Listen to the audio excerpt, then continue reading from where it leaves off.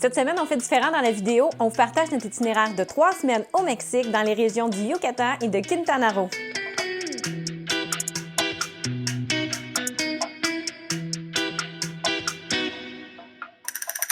Notre vol est atterri à Cancun. De Cancun, on a récupéré la voiture de location et comme premier arrêt, on se dirige à Old Box. Si vous n'avez pas de voiture de location, c'est pas grave. Il y a plusieurs départs qui se font par bus, à partir de Cancun notamment, et c'est 20 $ par personne et il y a plusieurs départs par jour. Arrivé au terminal de Xiquila, vous prenez un premier ferry. La traversée dure 30 minutes.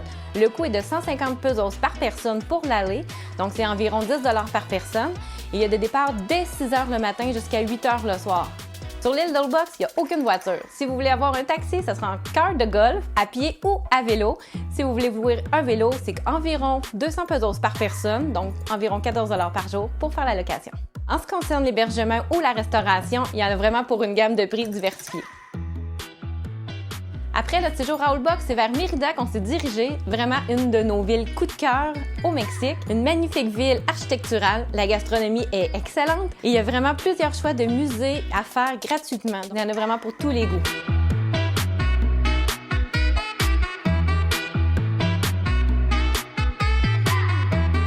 De Mérida, ce qu'on a fait avec la voiture de location, on s'est dirigé vers la réserve naturelle de Celestum. À partir de Celestum, ce qu'il y a à faire, c'est vraiment une excursion en bateau dans la réserve naturelle. C'est l'endroit idéal pour faire l'observation des flamants roses et de diverses espèces. Le coût de l'excursion nous a coûté 1200 pesos, environ 80 $ canadiens, qu'on a négocié pour un tour de bateau d'environ 2 h 30.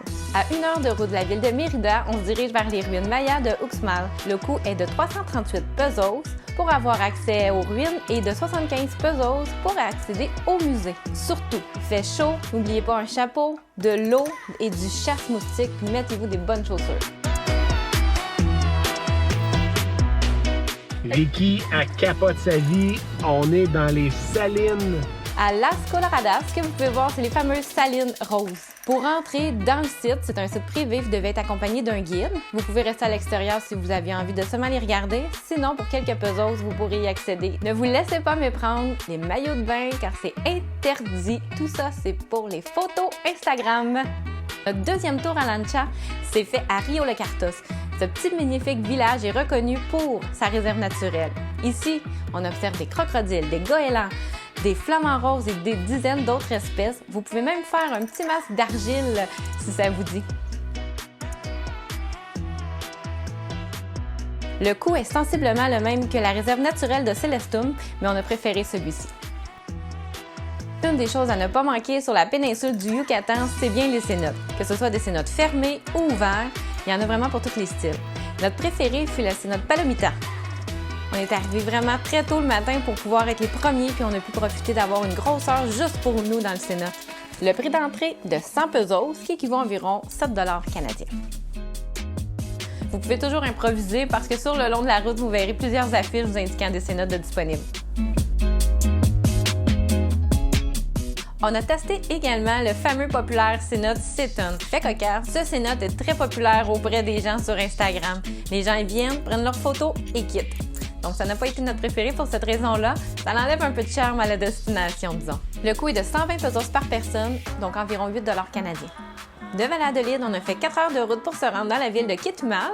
Chetumal devant être le point central pour nous diriger vers le lac Bacalar. Et finalement, on a passé 2 jours à Bacalar. Notre conseil, évitez Chetumal. Restez à Bacalar, c'est de loin beaucoup plus agréable comme ville.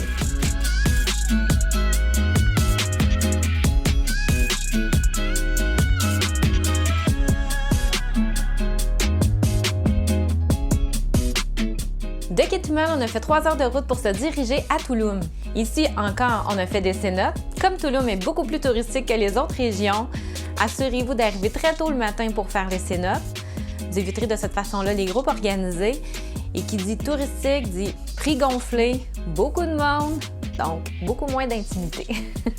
On a fait 2 cénotes à Tulum. On a fait la cénote Calavera pour le coût de 120 pesos par personne et une autre un petit peu moins connue, mais qui est vraiment magnifique, qui est un cénote ouvert qui s'appelle les cénotes Escondidos pour 80 pesos seulement.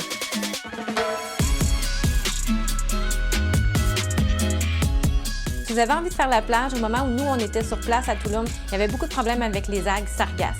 On a quand même profité pour aller dans ce que tout le monde nous avait suggéré Akumal. Un gros non! Évitez cette plage-là, qui est soi-disant reconnue pour le nage avec les tortues.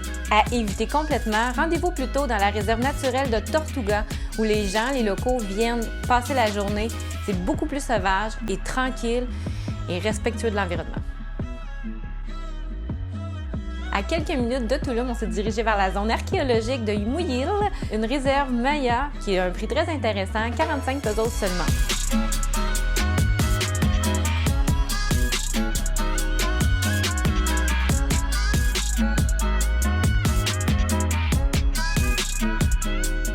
Donc après avoir fait le tour des ruines mayas, vous pouvez emprunter un sentier en direction de la lagune Sian Cahan. C'était fou de voir le nombre de papillons qui volaient au bord du lagoon.